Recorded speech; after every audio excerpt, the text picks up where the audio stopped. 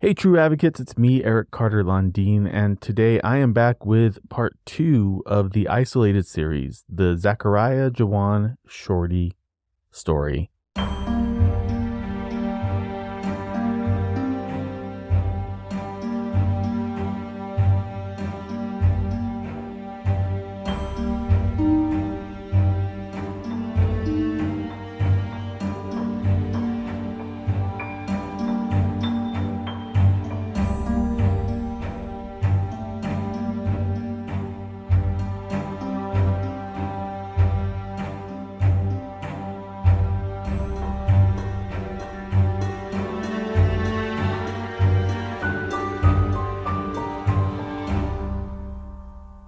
Before we get back to Vangie and Elvira, as they discuss what happened with the investigation into what happened to Zachariah, Vangie had asked me to talk about some of the issues that families of the missing and murdered Indigenous people face. One of the biggest challenges that exists out there when it comes to MMIP, MMIW cases is the issue of jurisdiction. And before we get too far ahead of ourselves on that, there's a little bit of history that we have to go through to try to understand why things are the way they are. And I want to give a shout out to my right hand, Jackie Moranti, for helping me with this part of the episode. There are more missing and murdered Indigenous relatives from the Navajo Nation than any other tribe in the U.S. Right now, that number is over 300, and some of these people have been missing since the 50s. Unfortunately, the number continues to grow daily. In 1838, the federal government signed treaties with the Native Americans, and in those treaties, they gave them the right to their sovereignty. What this means was that the tribes could govern their own people in any way that they saw fit. There, of course, were caveats. The tribes may or may not have had the right to arrest or try non-Native Americans for crimes that are committed on the reservation. But if a Native American committed a crime off the reservation, they would be subject to arrest and trial by non-natives. In 1978, the Supreme Court ruled that tribal governments couldn't arrest non-natives who committed crimes on the reservation at all.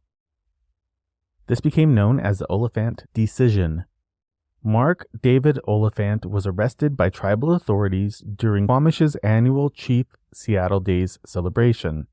He was charged with assaulting a tribal officer and resisting arrest. He was released on his own recognizance and went on to file several appeals until his case finally reached the Supreme Court. The court decided that natives do not have the right to arrest or try non-natives in their courts. Non-native offenders who commit crimes on the reservation had to be arrested by non-native police agencies and then tried in federal court. In 2010, the law only changed slightly when the Supreme Court made an exception for non-native offenders who committed crimes of domestic violence. The treaties in the 1800s were supposed to give tribes autonomy. They were supposed to give them a way to govern themselves without the interference of the federal government. But it didn't last. Today, the reservations have several law enforcement agencies overseeing tribal police. The FBI, the BIA, and the DOJ are involved with any criminal investigation that happens on the reservation. There are tribal police, but they are only required to have a high school education, and they're not paid as well as other law enforcement. And their training that they receive is not the same as other law enforcement either. The Navajo Reservation covers 27,413 square miles, and it spans across parts of New Mexico, Arizona, and Utah. Roughly 298,000 people are enrolled members of the Navajo tribe, and 173,000 of those live on the reservation. There may be 1 or 2 tribal officers per 1,000 residents, and maybe 1 FBI field officer covering several towns within the boundaries of the reservation. BIA, or Bureau of Indian Affairs, and DOJ, or Department of Justice officers are shipped in when needed, but they're not permanently assigned to the reservation ever. Morale among tribal law enforcement is low and turnover is high. The FBI, BIA, and DOJ do not oversee tribal police, so these officers are often left to their own devices.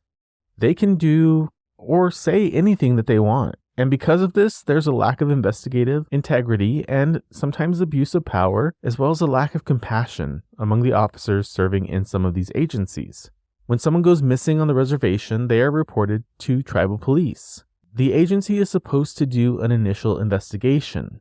After that, any documentation should be sent to the FBI for further investigation. But oftentimes, there is no initial investigation. Sometimes, these cases don't even get reported to the FBI. It's not uncommon for families to file a report that gets lost or misplaced. Time will go by without any word from police, and family members will have to go to the FBI field office on their own to check on the status of the investigation. Oftentimes, they'll be told that there was never a report filed. The early stages of an investigation are crucial. So when we have these kinds of delays, it causes major problems. An FBI investigator is often assigned to these cases, but sometimes they'll pass it on to the Bureau of Indian Affairs for investigation as well. And then the Bureau of Indian Affairs sometimes passes it along to the Department of Justice. It really becomes a game of hot potato. And unfortunately, we're talking about somebody's life. It shouldn't be a game. No one wants to take on the responsibility of investigating the crimes.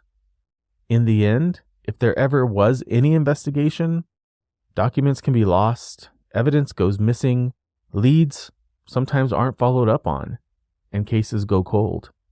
The agencies don't talk to one another, and information isn't passed along properly. And the most precious resource of all, time, is often lost. Families are often told by FBI investigators assigned to their case that they should hunt down leads themselves, that they should look for evidence and talk to people in the community. They're often told they need to go and look for their missing loved ones themselves. If a family member calls the FBI field office with any information, sometimes they're told that the agent assigned to their case is out of the office. They leave a message, but they rarely get calls back. If the family show up at the office, they might be told that the officer is busy, that they should come back. If they choose to wait, they may end up waiting for hours. Offices sometimes close before the families are even allowed to see their investigator. The information that families bring to them is rarely logged and almost never followed up on. Families are left in the dark, they rarely get updates, and mostly they get ignored. Here at True Consequences, we file FOIA and IPRA requests whenever we cover cases. Our requests are usually met in a timely manner when we make requests from law enforcement agencies. Most of the time, we get everything they have: interview tapes, crime scene documentation, police reports, interviews, autopsy findings. We've filed several FOIA and IPRA requests with the FBI, BIA, DOJ, State Police, Farmington Police, Navajo Nation, not only on Zach's case, but many others. And we are either fervently ignored or we get an answer back telling us that there's no information available for the case. In Zach's case, we did get an answer from the Department of Justice and the FBI, and they told us that it was an open investigation and they couldn't fulfill our request at this time.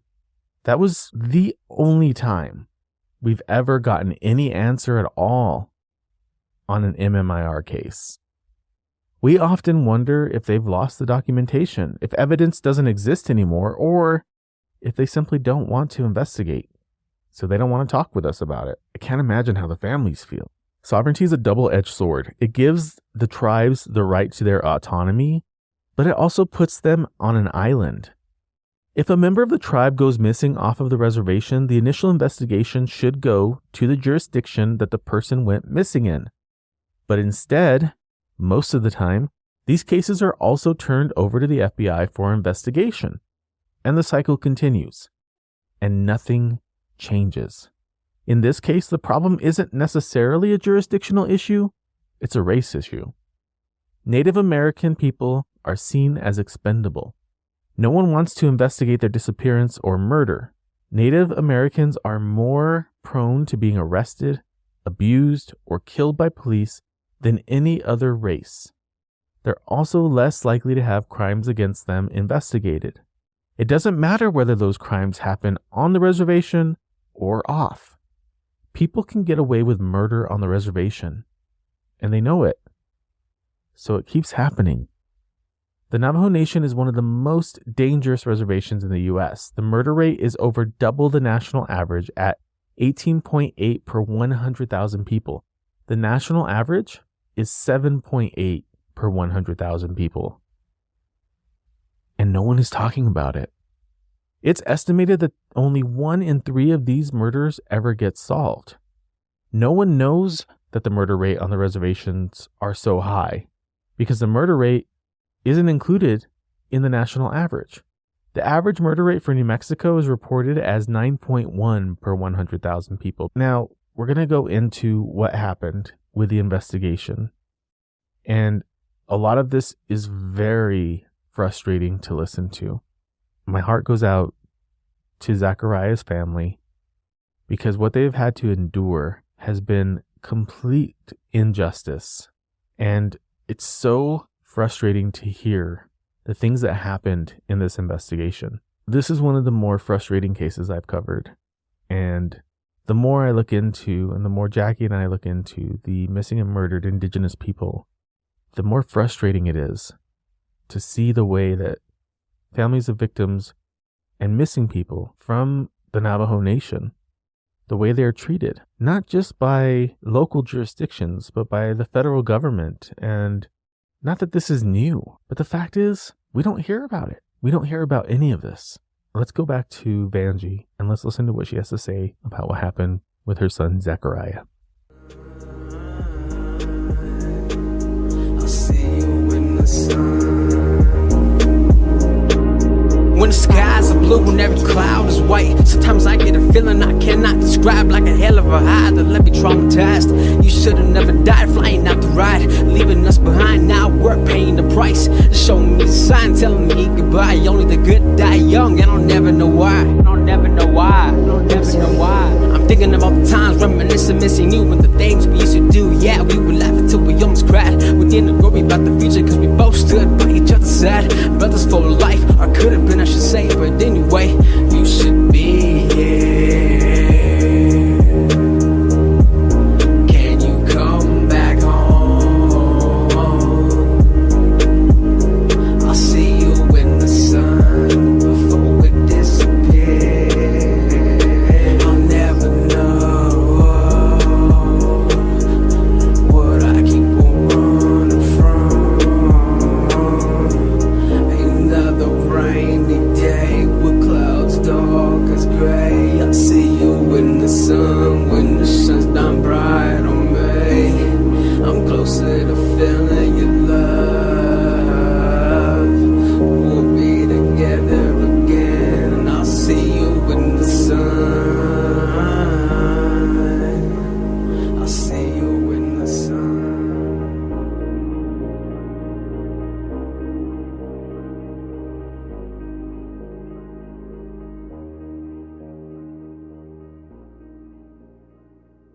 I opened up the OMI report and I didn't quite understand it until recently. We opened up the package and my boyfriend, he's a hunter, so each bullet wound, he showed me the location and the angles that they entered from. And there were multiple wounds in the areas that he was shot. I believe it's somebody who did it out of hate, who was angry. It's not something you just randomly go out and do. Could be retaliation, which goes back to the drug charges. With those drug charges, Zach was charged with his dad. We're charged with those. The persons who came knocking on our door and took him and his dad for questioning was the Region 2 Narcotics Task Force. And when Zach and his dad came back, his dad didn't say nothing about the experience that just had happened to them. Zach told me, and he was like, "What the fuck, Mom? It's like in the movies." He said that he was taken into a room and the guys questioning them had the black ski mask on. So you couldn't even see their faces. You could not see their faces, which I thought was suspicious too. And These are supposed to be police? yeah, it was the Region 2 Narcotics Task Force, yes. So he's being interviewed with, I believe he said about 5 people in that room with ski mask on. And then they questioned him and they let him go. And they took him back to the house. The officer, San Juan Sheriff's Department, is the one who picked him up and took him back. And I'm like, I was freaking out. I was hysterical in so many levels, you know. One, I'm scared for their lives.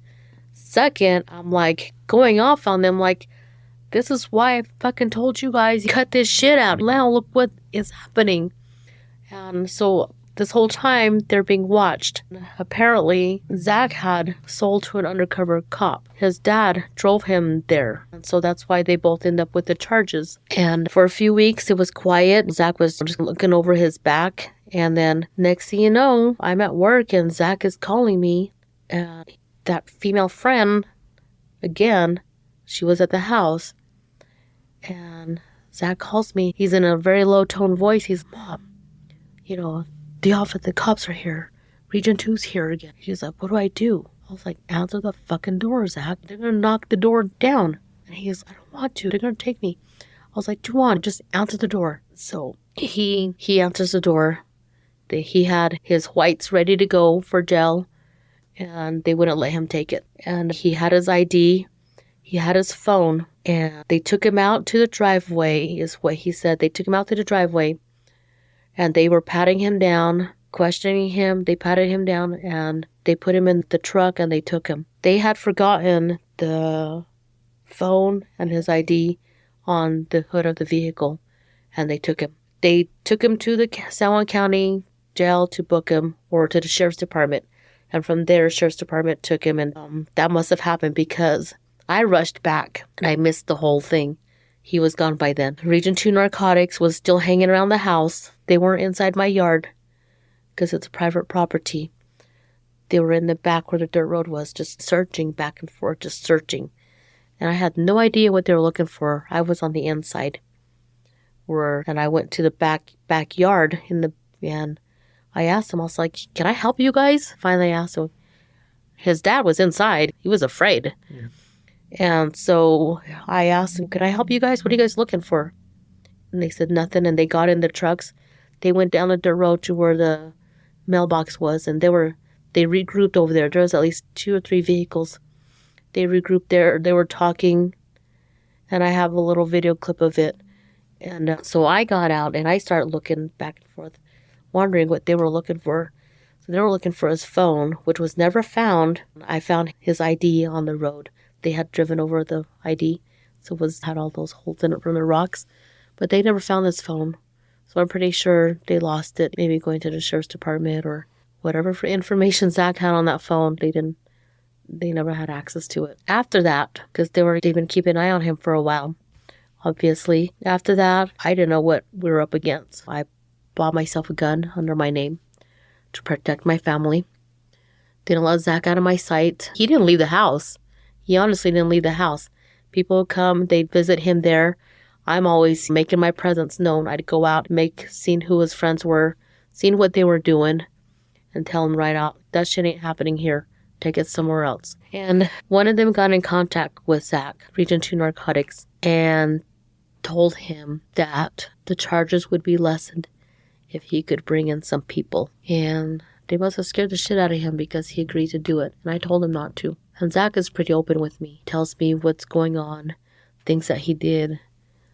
And I tried to talk him out of it. And he says, no, I got to do this, Mom. I got to do it. One day, the first time, I took him to Walmart. He says, just park right here. And he says, there's that vehicle right in front of us, a couple rows away. He gave me the description. He says, that's what I'm getting in. He says, keep your phone on you. He goes, we're just going down the street to the Journey Inn. He says, pick me up when I call you. I said, okay. I'm sitting there praying, just praying. He goes and he doesn't come up with anything. So the guy drops him back off and he walks back to my vehicle and gets in. And he's waiting, didn't get nothing. And then the guy calls again. Zach says, I'm going to see what I can do. So I take Zach up into town again. Again, Walmart. He gets in an older model vehicle. Looks like a El Camino. Very old model vehicle. So he gets in. He takes Zach and Zach goes to the Coronado apartments behind Farmington High School. And he's messaging me the whole time. I tell him, you know what, just keep in contact with me. I'm here.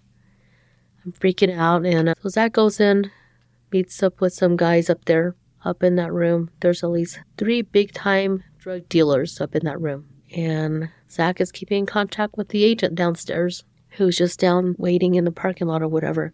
And he tells the guy, they're all up here. He gives him the apartment room number, waiting for a bust to happen. Nothing is happening. He's telling the guy, so and so is here.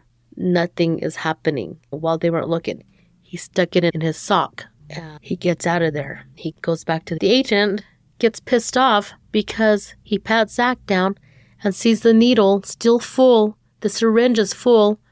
He gets pissed off over that and tells Zach, it's done. This deal is do You fucked up or whatever. And that was the end of that. And Zach they were all up there. This syringe is still full. I didn't use it. And he wouldn't hear Zach out. He would not hear Zach out. And he brought Zach back to Walmart. Zach was pissed off and he didn't go anywhere after that. So for him to go to that hotel room that night was a shock to me because of everything that had happened with the drug charges. During the search party, I also got a phone call from another individual who was in the room with Zach. There was 2 females and two males in that room with him that night. He went missing. And the other female had called me and she had stated that she had heard that Zach had passed. And I'm like, no, he's not. And she was told, and I'm going to believe that came from an employee at the San Juan Regional Medical Center, because Zach's body was found on Saturday, July 25th. His body was taken to San Juan Regional and was placed in the morgue. So he was there Saturday, Sunday, Monday. He was taken to OMI. And I never understood why they didn't contact me, because if he was an endangered missing person, with every detail that I gave him, they said that it was going to go out nationwide. I feel like that didn't happen. It didn't happen with Navajo Nation, so nobody knew who Zach was when they found him. Nobody had the concept in their mind to look in the system.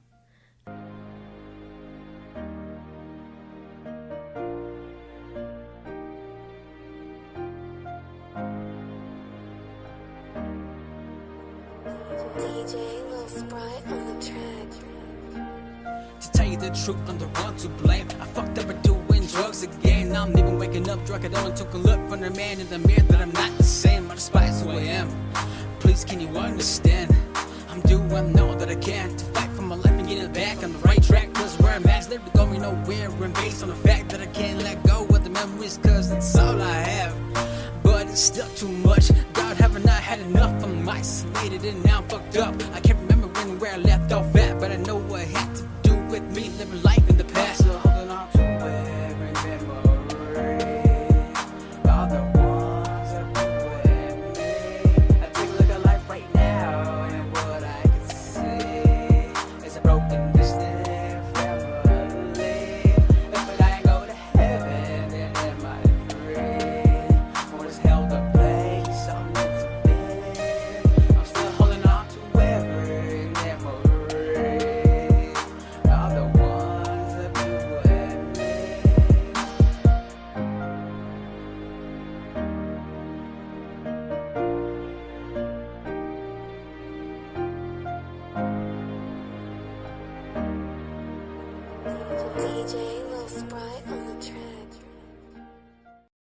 I'm just so appalled and disgusted with the way that this case was handled. I found out that evidence was left at the crime scene. There was a lighter that was still there. My sister had made several phone calls to several agencies to report that there was a lighter still there on scene. And to this day, it's still there. Also, out of all the police departments that are involved in my nephew's case, the Navajo Nation PD, the Sheriff Department, State Police, Farmington PD, FBI, not a single one of them could make themselves available to go to her house to pick up important witnesses to be questioned about my nephew's case. She had to literally drive 2 possible suspects to the damn police department to get questioned. I'm sorry. What the fuck were you people doing that was so goddamn busy that you could not get off your asses to send a sheriff, a state cop, somebody to her home to pick up and detain these people? No. You put a distressed mother in harm's way. These people could have possibly murdered her son, and you tell them to bring them up to the freaking office so they can do their damn jobs? That's bullshit. That is just bullshit. We have questions and we want answers. I have 2-page of questions because I've been doing my own research. I listened to other true crime podcasts, and I asked my sister, has anybody mentioned such a thing called trace evidence, DNA? That you can't murder somebody, dump a body, and not leave evidence. Supposedly, this case is not going anywhere because of lack of evidence. What freaking evidence do you guys have? You guys are totally leaving us in the dark. We have several questions, and you guys don't have the common courtesy to return our damn phone calls. And they're telling us not to go out there door to door because that's basically what we've been doing. She's been doing, and then recently I jumped on board, and we actually went back to where my nephew's body was found. And even that, there's houses so close to that field, you can't shoot somebody multiple times and nobody hear a fucking thing. Especially right beside a river. In the valley, it's going to fucking echo. That's bullshit. On top of that, the way to get down there, you had to have driven by several freaking houses and a damn chapter house. The place that he was found, whoever took him there knew of that location because you cannot just stumble across it. Since his death, I've received text messages, I've received phone calls, messages through my Facebook or Zach's page with information. So whatever information I get, I'm sending them to my FBI agent. Some things, when I get a phone call, like somebody will say, oh, I got this person here who has information. Come and talk to them. I go and I talk to that person, getting information, writing things down, names and stuff. So if they have a name or a location, I'm going to those locations and making confirmation to what I'm being told. Even I've knocked on doors. I've taken pictures of the person that's the accuser, the person that supposedly that could have done that. And not only have I come up with stuff on only Zach's case, but I'm being told of other homicides in the area. So I've passed on that information. So even with that information, I haven't had any follow-ups with those to see if they had looked into those other reports that I had given. Just recently, through Facebook, I found out that there was a local from the missing and murder that was found. And so I don't know if it has to do with anything that any of the evidence I had given them or the reports that I had given them either. So it's like the agents just seem to turn their head at all of this. Yes, they don't seem to care.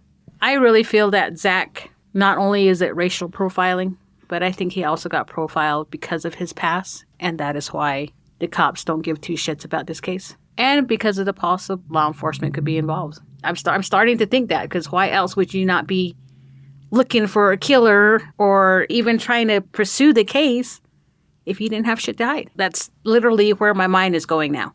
Did the freaking Region 2 narcotics have something to do with my nephew? They freaking just put a goddamn target on his back, labeled him as a snitch, knowing that people were after him. They didn't take the initiative to put him into protective custody, to move him to a different state. None of that. They just threw him out there and just plastered a big-ass target on him, and that's bullshit. That's what really irks the hell out of me. And I can honestly say that the persons responsible for this are just cowards. To take an unarmed person and shoot them multiple times, you're a fucking coward. And I hope we do see our day of justice. And for me, I loved Zach, Christian, Trina. I love my sister's kids like they were my own, like I gave birth to them. And I know she feels the same way about my kids. And this has been really hard for me because I see my sister cry and there's nothing I can do about it. You can only say so much. You can only hug so much. But really, what truly heals that type of wound? Nothing. And the way my nephew was taken, nobody deserves to go out that way. Nobody does. And this literally destroyed my sister's life. It cost her marriage. It costed her a lot of friends and family. A lot of people are leery. They're afraid for their own safety because of the fact that there could be possible law enforcement behind my nephew's death. People are afraid. But I just keep telling people, and I'll say it again, you can't kill all of us. You're going to silence somebody else. Somebody else is going to start talking. That's just the type of family we are. So after going through all of this, I have become Zachariah's voice. I'm his mom. And it changes a person. The loss of my son, my baby, dying the way that he died, it messes you up emotionally, mentally. I used to go to church every Sunday, and it just makes you question a lot of things. I question myself. I have regrets. I have regrets of the day that I dropped him off at the Journey Inn, and I have to live with that for the rest of my life. But I also remind myself that I did everything that I could to save Zach. And that brings me to why I'm still here for him. His voice, being that strong person, standing there for him and advocating for him, and not only for him, but for others as well now during this whole process. And in the beginning, I honestly didn't know where to go, where to start. All I knew that I was a mom whose baby went missing and was murdered in San Juan County, and that I was dealing with San Juan County and the Navajo Nation. So I started coming out here to Albuquerque, got involved with Rob. That was one of my first events, and met the ladies there, met the Bernalillo Sheriff's Department, Manny Gonzalez. He was great. He listened, gave me some advice of where to go, and then the New Mexico Crusaders for Justice. And that bond started to form. I realized that I wasn't the only person going through this, that it's happening. Before this happened to Zach, I honestly had no idea that this was a huge issue. And I think back to when Zach went missing and when he was found, I think back a lot to that, to how it was handled where I come from, Kirtland, Farmington, San Juan County. Earlier that year, before Zach's death, there was that Sasha Marie Cross. Sasha Krause, yeah. Yes, where she went missing, and they were on it. They were on it. They had the resources for that. They didn't hesitate. She made national attention. There were people. There was aerial searches. They were searching for her immediately. They found her in Flagstaff. They found her body in Flagstaff, and they also immediately made an arrest. There was a suspect. In fact, yeah, she was kidnapped, she was beaten, and she was found. So here I am and wondering, what is the difference? And the conclusion and reality is, the difference is our skin color. Hate to say it, but that's the facts here. Yeah, true crime and even law enforcement to a pretty big extent have what I call white girl syndrome. The second a white girl goes missing, everybody cares. But if it's a Native person or if it's a person who has drug addiction challenges, they just ignore it. It's wrong. It's very wrong. Being a part of the New Mexico Crusaders for Justice, I want to help other families. I want to help other families because when Zach passed away, the advocate, she said she was sorry. She said if I needed her, to give her a call. But I want resources. We've got the election that just took place. And that means more trips to Santa Fe for me this year to try to change laws. It's not just finding resources for the MMIP to get the resources when their families go missing. It's when these families are found, if it's unfortunately and they are found deceased. We need stricter laws for those who have taken the lives of our loved ones. They deserve justice. 7 years, that's nothing. You cut that 7 years and a half for good time and they're out within 3-4 years. That's not fair at all. Zach's case, he was murdered. He died of multiple gunshot wounds. When our time comes and we're in the courtroom, I don't want his killers getting a short time. I just hope that whoever's out there and listens to my story, who listens to Zach's story, that they come forward too, that they don't stop just because a door closes on them. Keep pushing those doors open.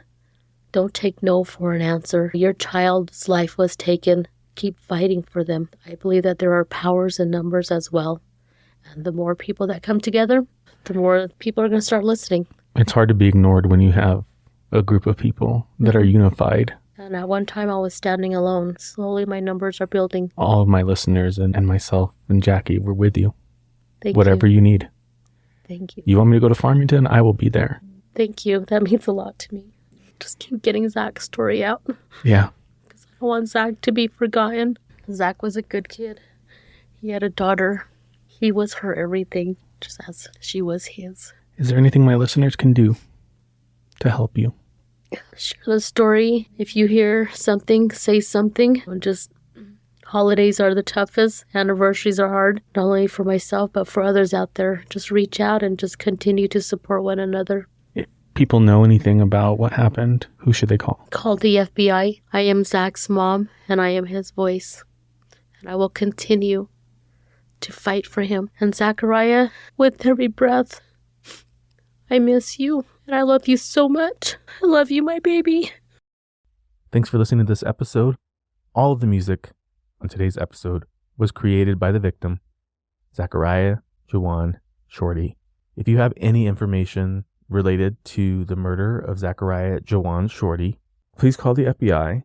There is a reward available for any information that leads to the arrest or conviction of the person or persons responsible for the death of Zachariah, Juwaun, Shorty. You can call 505-889-1300 or go online to tips.fbi.gov.